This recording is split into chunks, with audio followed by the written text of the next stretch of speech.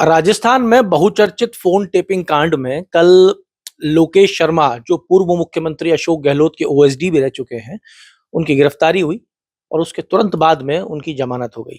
आज हमारे साथ लोकेश शर्मा मौजूद हैं। इन्हीं से बात करते हैं, इन्हीं से पूरा प्रकरण जानते हैं। लोकेश जी, कल का पूरा प्रकरण क्या था, किस तरीके से हुआ, क्या सब हुआ, ये जरा आप बता सकें विस्तार में तो। देखिए, विस्तार से तो यही है कि आप सभी को इस बात की जानकारी है कि 2021 मार्च महीने में तत्कालीन केंद्रीय मंत्री गजेंद्र सिंह शेखावत जी ने मेरे खिलाफ दिल्ली में एक एफआईआर दर्ज करवाई थी और उस एफआईआर को खारिज करने के लिए मैंने दिल्ली उच्च न्यायालय में अपनी एक याचिका दायर की हुई थी। उस याचिका पे पिछले 3 वर्ष से लगातार सुनवाई चल रही थी और वो पेंडिंग पड़ी हुई थी, लंबित थी। 14 नवंबर को उसकी फिर सुनवाई थी। तो 14 नवंबर को मैंने उस याचिका को माननीय न्यायालय, उच्च न्यायालय से रिक्वेस्ट करके उस याचिका को वापस ले लिया। और उस वापस लेने के पीछे कारण ये रहा कि मैंने दिल्ली पुलिस की इन्वेस्टिगेशन जब जॉइन कर ली, जब भी मुझे बुलाया गया, मैं वहां पहुंचा और उनको जांच में मैंने जब सहयोग करना शुरू कर दिया और वो तमाम सबूत जो उस घटना से संबंधित थे, मैंने उन्हें हैंडओवर कर दिए, तो निश्चित तौर पर उस एफआईआर को खारिज करने की याचिका का तो औचित्य नहीं रह जाता। तो इसलिए मैंने वो अपनी याचिका वापस ले ली। लेकिन यहाँ जो एक मेन पॉइंट है, गौर फरमाने वाला, वो ये है कि उस याचिका के तहत मुझे नो कोर्सिव एक्शन का प्रोटेक्शन माननीय न्यायालय की तरफ से मिला हुआ था। जिसके तहत आपको गिरफ्तार नहीं किया जा सकता था। तो जब मैंने याचिका वापस ले ली, तो वो ऑर्डर भी नल एंड वाइड हो गया, यानी वो भी निरस्त हो गया। तो अब दिल्ली पुलिस स्वतंत्र थी कि वो अपनी जाँच को आगे बढ़ाने के लिए गिरफ्तार करे, बुलाए, नोटिस दे, मतलब अरेस्ट ना करने की जो एक प्रोटेक्शन मिली हुई थी, अब उससे वो स्वतंत्र थी, वो खत्म हो चुका था। तो जिस तरह का घटनाक्रम चल रहा है और ये आशंकाएँ बनी हुई लगातार थी कि जाँच में गिरफ्तारी हो सकती है, क्योंकि अब वो तो जाँच एजेंसी है, उनका जो तरीका होता है काम करने का, गिरफ्तार करके पूछताछ कर सकती है। तो उसके एंटीसिपेशन में मैंने 21 नवंबर को माननीय न्यायालय पटियाला हाउस में अपनी एक अर्जी दायर करते हुए अग्रिम जमानत का जो कार्रवाई होती है, उसकी मैंने अर्जी लगाई और मेरी उस अर्जी को मंजूरी देते हुए मुझे माननीय न्यायालय पटियाला हाउस ने अग्रिम जमानत मंजूर कर दी। मुझे अग्रिम जमानत मिल गई। अब क्योंकि वो एंटीसिपेटरी बेल थी और कल मुझे जब बुलाया गया दिल्ली, तो दिल्ली बुला के कहते हैं ना कि जो प्रोसेस होता है, सारे प्रक्रिया के तहत, नियम, कायदे, कानून के तहत जो भी कार्रवाई होनी चाहिए, उसके तहत, उस प्रोसेस के तहत जब मुझे बुलाया गया, तो मुझे अरेस्ट किया गया। क्योंकि बिना अरेस्ट किए तो जमानत बेल हो नहीं सकती, बेल बॉन्ड कैसे भरेंगे फिर आप? तो मुझे अरेस्ट करने की कार्रवाई की गई और उसके थोड़ी देर बाद चूँकि मुझे अग्रिम जमानत मिली हुई थी, उनके आदेशों की पालना में वहीं क्राइम ब्रांच से मुझे फ़ॉर्मेलिटीज़ करवाकर रिलीज़ कर दिया गया। मतलब वहाँ मेरी बेल कर दी गई इमीडिएटली, चूँकि मुझे अग्रिम जमानत मिली हुई थी। तो उस प्रोसेस में जो समय लगता है, सिर्फ़ वही समय लगा और उस प्रक्रिया को पूरा करते हुए उन्होंने मुझे वहाँ से रिलीज़ कर दिया। लेकिन इस सारे घटनाक्रम को मैं इस तरह से देखता हूँ कि जो मैंने स्टेटमेंट दिए हैं और जो मैंने सबूत दिल्ली पुलिस को सहयोग करते हुए, जाँच में सहयोग करते हुए जो सौंपे हैं, उन सबूतों पर और उस स्टेटमेंट पर जाँच को आगे बढ़ाते हुए, उस पड़ताल को आगे बढ़ाते हुए दिल्ली पुलिस अपनी कार्रवाई कर रही है। और निश्चित तौर पर पूर्व मुख्यमंत्री अशोक गहलोत और साथ ही वो तमाम सरकारी अधिकारी जिनका मैंने उस लिखित स्टेटमेंट में ज़िक्र किया है, निश्चित तौर पर उन सभी से पूछताछ होगी। आगे आने वाले दिनों में आप देखोगे कि इस प्रदेश में एक बहुत बड़ी कार्रवाई संभावित है, जिसमें वो तमाम लोग शामिल हैं, जो उस तत्कालीन समय में जो लोग भी ज़िम्मेदार हो सकते हैं, क्योंकि किसी भी फ़ोन को टेप करने के लिए पूरा का पूरा एक सिस्टम होता है। ऐसा नहीं है कि मैं उठा के किसी भी व्यक्ति के फ़ोन को सर्विलांस पे ले लूँ और उसको इंटरसेप्ट कर लूँ। उस सिस्टम के तहत बहुत सारी कानूनी प्रक्रियाओं की पालना करनी पड़ती है। बहुत सारे नियम, कायदे, कानूनों के साथ-साथ परमिशंस की आवश्यकता होती है। उन परमिशंस के बाद आप किसी व्यक्ति के फ़ोन को सर्विलांस पे लेते हुए इंटरसेप्ट कर सकते हो। तो जैसे जाँच एजेंसीज़ को मैंने जवाब दिया कि मेरे पास ऑडियो क्लिप्स कहाँ से आए। मैंने स्पष्ट रूप से कहा कि फ़ोन टेपिंग में सीधे तौर पर मेरा कोई लेना-देना नहीं है। मुझे तत्कालीन मुख्यमंत्री अशोक गहलोत ने अपने सरकारी निवास पर बुलाकर एक पेन ड्राइव दिया और ये कहा कि इसमें जो भी कंटेंट है वो मीडिया को सर्कुलेट कर दो। तो मेरी भूमिका सिर्फ़ इतनी ही थी कि उनके आदेशों की पालना के तहत मैंने उस पेन ड्राइव में जो भी था, वो आप सभी साथियों तक पहुँचा दिया। तो जैसे मैंने जवाब दिया कि मुझे वो पेन ड्राइव पूर्व मुख्यमंत्री अशोक गहलोत ने दिया, ऐसे ही अब वो इस बात का जवाब दें, जाँच एजेंसीज़ उनसे पूछें कि आपके पास पेन ड्राइव में ऑडियो क्लिप्स कहाँ से आए? प्रदेश के मुख्यमंत्री थे। सारा सिस्टम उनके तहत काम करता है, सारी सरकारी मशीनरी उनके तहत काम करती है और साथ ही साथ गृह मंत्री भी अशोक गहलोत ही थे।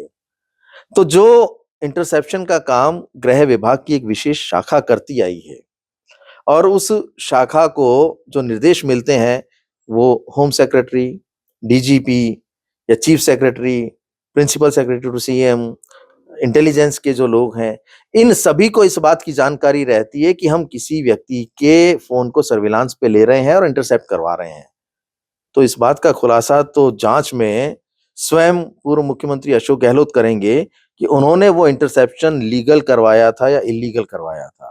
लीगल करवाया था तो आज तक क्यों नहीं जवाब दे रहे? वो क्यों नहीं आके सबके समक्ष ये कहते हैं कि ये पूरा जो फ़ोन टेपिंग वाला मामला है वो लीगल था। इसमें हमने सारे नियम, कायदे, कानूनों की पालना की, सारी जो ज़रूरी परमिशंस होती हैं, उनको हमने लिया और उसके बाद एक कानूनी तौर पर हमने उसको इंटरसेप्ट किया और उसका हमने उपयोग में लिया। लेकिन अगर वो लीगल नहीं था, तो निश्चित तौर पर कानून में जो भी प्रावधान हैं, जो भी कानून के तहत अपराध की श्रेणी में आता है, मुझे लगता है अब उसी आधार पर आगे की कार्रवाई सुनिश्चित होगी और निश्चित तौर पर जो लोग इल्लीगल इंटरसेप्शन में शामिल रहे हैं, उनके ऊपर दिल्ली पुलिस कार्रवाई करेगी और अपनी जाँच को आगे बढ़ाएगी। तो जिस तरीके से आपने बताया कि कल से एक प्रोसेस की शुरुआत हो गई। आप आ गए, आपने आपका बेल बॉन्ड भरा गया, आपसे जाँच कर ली और जब एक प्रोसेस की शुरुआत होगी, तो क्या इस प्रोसेस के तहत आने वाले समय में राजस्थान के कुछ बड़े नाम इस जाँच की जद में आते हुए, गिरफ्तारियों की जद में आते हुए क्या देखे जा सकेंगे? निश्चित तौर पर देखे जा सकेंगे। देखिए, मैंने ये कहा कि मेरी भूमिका मैंने स्पष्ट कर दी और जो कुछ भी पूछताछ मुझसे होनी चाहिए थी, मैंने उसमें पूरा सहयोग किया। जैसे कि एक हमेशा पूछताछ में एक मुख्य सवाल रहता था कि आपके पास ऑडियो क्लिप्स आए कहाँ से? उस बात का मैंने जवाब दे दिया कि मुझे ऑडियो क्लिप्स पूर्व मुख्यमंत्री अशोक गहलोत ने पेन ड्राइव में दिए और उस घटनाक्रम में जो भी प्राइम एविडेंस थे, क्योंकि पेन ड्राइव से तो सीधे तौर पर मैं सर्कुलेट नहीं कर सकता था ना। पेन ड्राइव पे जो भी कंटेंट था उसे मैंने अपने लैपटॉप पे लिया, लैपटॉप से अपने मोबाइल डिवाइस पे लिया और उस मोबाइल डिवाइस के माध्यम से व्हाट्सएप द्वारा आप सभी साथियों तक पहुँचाया। तो वो तीनों prime evidence pen drive, laptop और मोबाइल डिवाइस, वो तीनों के तीनों मैं दिल्ली पुलिस क्राइम ब्रांच को हैंडओवर कर चुका हूँ। यानी कि ये तो क्लियर हो गई, ये कड़ी तो क्लियर हो गई कि वो जो पेन ड्राइव था जिसमें ऑडियो क्लिप्स थे, वो कैसे तो पहुँचे? और सवाल ये खड़ा होता है कि ये पेन ड्राइव आप तक किसने पहुँचाया और उस पेन ड्राइव में जो मसाला था वो कैसे आया? यही अब जाँच का विषय रह गया। देखिए, मुझ तक पहुँचाया इस बात को भी मैं स्पष्ट कर आप चुका बता हूँ चुके कि हो। मुझे खुद मुख्यमंत्री अशोक हुँ। गहलोत ने दिए थे। तो अब तो जाँच इस बात की होनी चाहिए या होगी कि उस पेन ड्राइव में जो ऑडियो आए थे, उनका इंटरसेप्शन कैसे हुआ था? उसमें जो रिकॉर्डिंग आई, वो कैसे हुई थी? वो लीगल हुई थी या इल्लीगल हुई थी? इल्लीगल हुई थी तो जो भी लोग शामिल थे, उन सभी के ऊपर गाज गिरेगी और उन सभी के ऊपर कानून के तहत जो कार्रवाई होनी चाहिए, उस जाँच पड़ताल में जिन-जिन लोगों को भी सम्मिलितता पाई जाएगी, उनके ऊपर कार्रवाई होगी निश्चित तौर पर। तो चाहे वो नाम बड़े हों और वो नाम चाहे खुद खुद पूर्व मुख्यमंत्री अशोक गहलोत ही क्यों ना हो, उन सभी के ऊपर अब कार्रवाई होगी। फ़ोन टेपिंग का विषय जो है वो लंबे समय से सुनते भी आ रहे हैं, लोग जान समझ केवल सुनते आ रहे हैं। समझना ये चाहेंगे साहब, अगर किसी का फ़ोन टेप कराना है तो इसमें कितनी तो परमिशन लगती है? कौन-कौन इन्वॉल्व होता है? और क्या हर एक की फ़ोन की परमिशन मिल जाती है क्या? देखिए नहीं, किसी भी फ़ोन को सर्विलांस पे लेने के लिए ये ज़रूरी है कि पहले तो उसका कारण बताया जाए कि ये अच्छा। कैसे राज्य के लिए खतरा है, कानून व्यवस्था के लिए खतरा है या इसके द्वारा जिन लोगों से बातचीत की जाती है, उनसे इस प्रदेश की जो सरकार है या कहते हैं ना कि लॉ एंड ऑर्डर है, उसके ऊपर किसी तरीके की कोई आँच आ सकती है या वो कोई ऐसी प्लानिंग कर रहा है। जैसे कहते हैं ना कि बहुत सारे लोग जो इल्लीगल काम करते हैं, उनके सबूत के तौर पर उनकी बातचीत को रिकॉर्ड किया जाता है। लेकिन कानूनन रूप से ये स्पष्ट है कि उस रिकॉर्डिंग को सिर्फ़ सबूत के रूप में ही न्यायालय को दिया जाता है। ऐसे सार्वजनिक रूप से रिकॉर्ड नहीं की मतलब उसे रिलीज़ नहीं किया जाता है। किसी भी इंटरसेप्शन को जो कि कानून के तहत किया गया है, वो as a proof, as a सबूत रखा जाता है। वो सार्वजनिक करने के लिए नहीं होता। तो इसमें बहुत सारी लीगल परमिशंस होती हैं और लोगों का इन्वॉल्वमेंट होता है। जैसा कि मैंने कहा, गृह विभाग के तहत एक विशेष शाखा इस सारे काम को करती है। उसमें डीजीपी को भी जानकारी होती है कि हम इन लोगों के फ़ोन्स को इंटरसेप्ट कर रहे हैं। क्योंकि जिनसे खतरा होता है या जो लोग इल्लीगल काम करते हैं या जो कोई बहुत बड़ी साजिश कर रहे हों, चाहे वो किसी व्यक्ति के खिलाफ कर रहे हों, राजनेता के खिलाफ कर रहे हों या किसी ऐसे व्यक्ति के खिलाफ जो कि बहुत बड़ी पोज़ीशन रखता हो, यानी कहने का मतलब जो इल्लीगल गतिविधि करने वाला कोई व्यक्ति है और जिसका ये पता हो कि ये व्यक्ति वो हो सकता है, उसके फ़ोन को इंटरसेप्शन पे लिया जाता है या सर्विलांस पे लिया जाता है, ताकि उससे संबंधित जितने भी लोग उससे बात कर रहे हैं, उनकी जानकारी रहे। वो क्या षड्यंत्र रच रहे हैं, किस तरह की गतिविधि को अंजाम देने की वो लोग तैयारी कर रहे हैं, उन सब का ब्यौरा और उसके माध्यम से ही तो फिर आगे जितनी कार्रवाई हो सकती है, किसी को पकड़ना है या उस घटना को होने से रोकना है। देखो ये इंटेलिजेंस का पार्ट होता है कि कौन लोग ऐसे हैं जो प्रदेश में सरकार को अस्थिर करना चाहते हैं या प्रदेश में अराजकता फैलाना चाहते हैं। ऐसे लोग जो प्रदेश का माहौल खराब करना चाहते हैं, कानून व्यवस्था के साथ खिलवाड़ करना चाहते हैं या कोई बहुत बड़ी घटना को अंजाम देना चाहते हैं, उन सब पे नज़र रखने के लिए जो लोग भी डाउट में होते हैं, उन लोगों के कॉल्स को या उन लोगों के फ़ोन को सर्विलांस पे लिया जाता है और पूरे प्रोसेस के तहत उस पे परमिशन होती है, गृह सचिव की होती है, होम सेक्रेटरी की होती है, चीफ सेक्रेटरी को जानकारी होती है।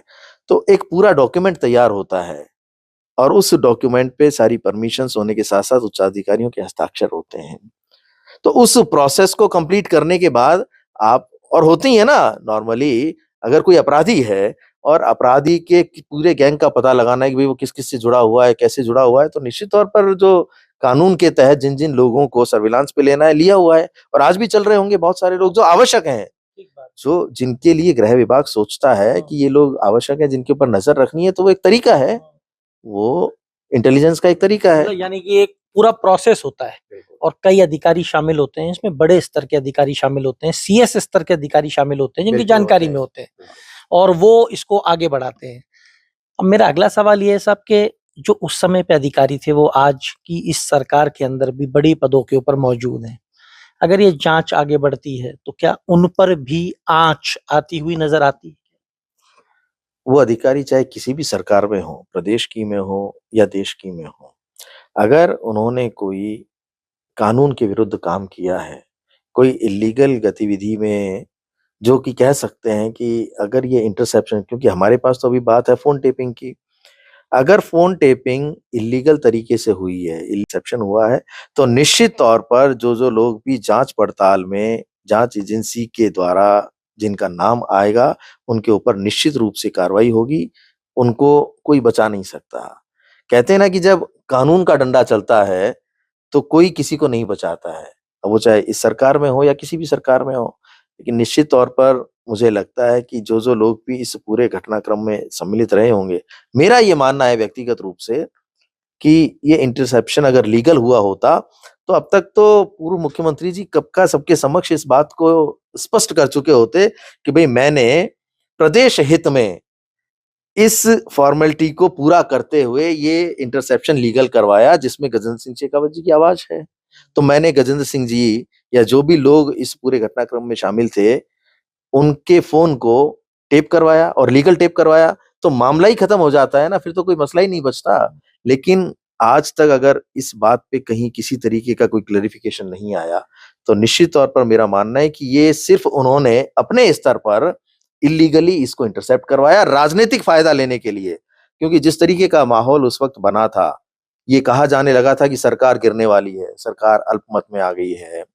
तो उस ऑडियो को रिलीज करने के बाद अगर सबसे बड़ा फायदा होना था तो पूर्व मुख्यमंत्री अशोक गहलोत को होना था, और वही हुआ। आपने देखा कि वो ऑडियो रिलीज होने के बाद स्थितियां एकदम से बदल गई। अगले दिन बहुत सारे मुकदमे दर्ज हुए, किसी के खिलाफ राजद्रोह के हुए, किसी के खिलाफ किस तरीके के हुए, और सरकार बच गई, ऐसा माहौल बना। ये कहा जाने लगा कि भारतीय जनता पार्टी के नेता, चाहे वो गजेंद्र सिंह शेखावत जी हों या हमारे स्वयं के जो पूर्व उप मुख्यमंत्री सचिन पायलट जी हों, तत्कालीन प्रदेश अध्यक्ष थे कांग्रेस के, कि ये सब लोग मिलके सरकार गिराना चाह रहे थे, सरकार को गिराने की साजिश रच रहे थे। तो इस सब को बाहर लाने से अगर कोई सबसे बड़ा फायदा हुआ, जिन्होंने पूरी 5 साल सरकार चलाई, वो थे एकमात्र व्यक्ति अशोक गहलोत, जिन्हें बार-बार ये डर लगता रहता था कि मेरी कुर्सी ना छीन जाए। उन्होंने पूरे 5 साल का जो कार्यकाल था, सिर्फ इस बात को सुनिश्चित करने में बिता दिया कि कैसे वो सत्ता पे काबिज रहें, कैसे वो मुख्यमंत्री बने रहें और कैसे उनकी कुर्सी को कोई हिला ना पाए। तो इसी के तहत वो काफ़ी सारे काम करते रहे, और ये भी उसमें से एक काम था। तो अगर ये इल्लीगल रहा है, जैसा कि जाँच में आगे आने वाले दिनों में जाँच आगे बढ़ेगी, तो सभी को ये स्पष्ट हो जाएगा कि कौन-कौन लोग इसमें शामिल थे। तो निश्चित तौर पर कानून के तहत जो कार्रवाई होनी चाहिए, वो कार्रवाई उन पे भी होगी। पर जो अधिकारी उस समय पे थे और इस चीज में शामिल थे और आज वो इस सरकार के अंदर भी अच्छे पदों के ऊपर बैठे हैं, तो आपको नहीं लगता कि वो अधिकारी इस सरकार के लिए या इस मुख्यमंत्री के लिए घातक सिद्ध हो सकते हैं? निश्चित तौर पर बचना चाहिए ऐसे लोगों से, जिन्होंने कानून को ताक पे रखकर किसी व्यक्ति के राजनीतिक फ़ायदे के लिए कोई काम किया हो, तो वो घातक तो हो ही सकते हैं। तो ऐसे लोगों से बचना चाहिए, क्योंकि कहते हैं ना कि आप किसी के प्रति अपनी जो वफ़ादारी है, वो साबित करना चाहते हो या उनके बने रहना चाहते हो, तो कानून को तो ताक पे नहीं रख सकते ना। हर व्यक्ति जो इतने बड़े पद पे है, उसे हर कानून की जानकारी होती है, और अगर वो लोग शामिल नहीं है तो उन्हें कोई दिक्कत ही नहीं होगी। किसी को भी बचने की या बचने के प्रयास करने की आवश्यकता ही नहीं है। मैं तो लगातार इस बात को कह रहा हूँ कि जाँच एजेंसी अपना काम करे। जो-जो व्यक्तियों के मैंने नाम लिए कि ये लोग लीगल इंटरसेप्शन में इन सब की भूमिका होती है, उन सभी से जाँच पड़ताल की जाए, और जो लोग भी पाए जाएँ कि इन्होंने कोई भी इल्लीगल गतिविधि की है या इस इंटरसेप्शन जो लीगल है, इल्लीगल है, इसमें शामिल रहे हैं, तो निश्चित तौर पर उन पर कार्रवाई हो, और वही आगे बढ़ेगा। क्योंकि कानून कभी भी एक तरफ़ा नहीं चलता। सारे सबूतों के आधार पर जाँच एजेंसीज़ जो काम करती हैं, हम कहते हैं ना कि उनका स्तर ही अलग है। आज मैं कुछ कह रहा हूँ, आप कुछ कह रहे हैं, तीसरा व्यक्ति कुछ कह रहा है। वो जब तक हर चीज़ को कन्क्लूड नहीं कर लेते और पूरा ये तय नहीं हो जाता कि ये व्यक्ति इन्वॉल्व है, तब तक तो उसकी कोई भूमिका ही निर्धारित नहीं करते। तो जब उनकी भूमिका निर्धारित होगी, तो ये मान के चलिएगा कि उनके हाथ में वो सब चीज़ें आ चुकी हैं, जिससे ये प्रमाणित होगा कि वो लोग शामिल रहे हैं। तो ऐसे शामिल लोगों के खिलाफ ज़रूर कार्रवाई होगी। कानून कभी भी एक तरफा नहीं चलता, ये कहना है लोकेश शर्मा का। लोकेश शर्मा ने यहाँ पे 2 चीज़ें और कही हैं कि अब जाँच जो है वो अपनी दिशा में आगे बढ़ेगी और जाँच में ये तय होगा कि वो किसके इशारे पे वॉइस रिकॉर्डिंग हुई थी, किसके इशारे पे फ़ोन टेपिंग हुई थी, ये सारी चीज़ें अब खुल के सामने आएँगी और राजस्थान के अंदर अब बहुत कुछ और भी निकल कर सामने आ सकता है, जिसको अंदर दफनाने का प्रयास किया गया है, क्योंकि एजेंसीज़ अब अपने काम में लग गई हैं। लोकेश जी, आपका बहुत-बहुत धन्यवाद। जुड़े रहिए हमारे साथ। अमर उजाला के लिए जयपुर से मैं आशीष। अगर आप ये वीडियो YouTube पर देख रहे हैं तो हमारे चैनल को सब्सक्राइब करें और बेल आइकन को दबाना ना भूलें। अगर आप Facebook पर ये वीडियो देख रहे हैं तो हमारे पेज को लाइक करें।